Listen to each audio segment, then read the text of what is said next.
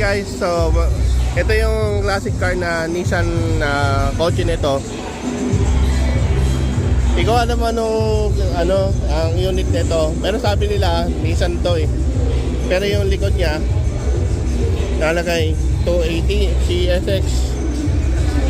Tapos ito yung suspension niya, ganito yung magkakalagay niya eh.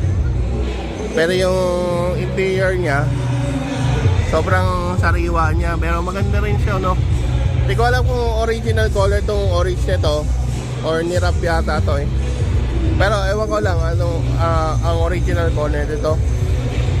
Ang period correct niya.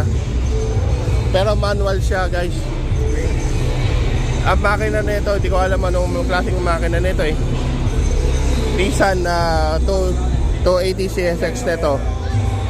Pero maganda, guys, no? Maganda siya, guys.